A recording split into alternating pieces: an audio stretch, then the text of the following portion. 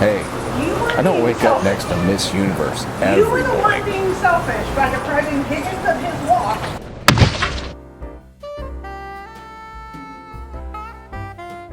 Rice Krispy Treats. Pretty easy, right? Where's my PlayStation 5, Dad? I've made things that were 20 times harder than this, and I flat out nailed them. However, I decided to go cheap as usual with the Crispy Rice cereal. It's pellets of rice cereal, and half of it is basically rice sawdust.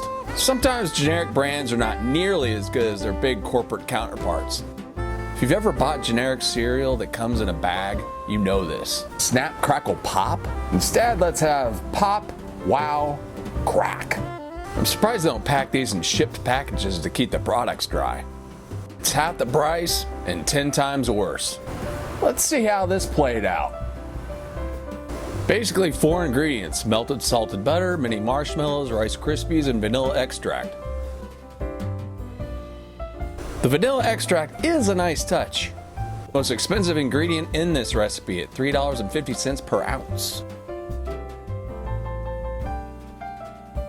So I didn't think I could foul this up,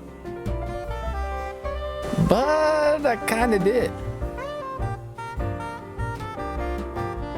But instead, this cereal gave way too much surface area to the glop. Rice Krispies are very uniform. They're little pill-shaped clones that resist soaking in the milk. They have that exciting crunch and that sound. A quarter pound of melted butter and a bag of marshmallows should have been plenty to adequately coat and hydrate this cereal. It's a desiccant, so this was a little bit dry. M&Ms add a little bit more dry ingredient and some Christmas flair, but I don't think it was a big factor. You could use generic Crispy Rice cereal in a hamster cage if you wanted to.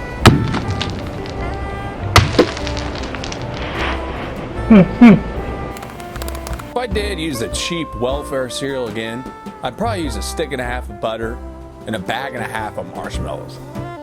Some of the bars were somewhat passable, but they didn't have that somewhat rubbery, chewy consistency of a quality Rice Krispie treat. One bite into these and they just blew up. The flavor was still there. Here you go, Santa. And I've also thrown in 3 gallons of milk.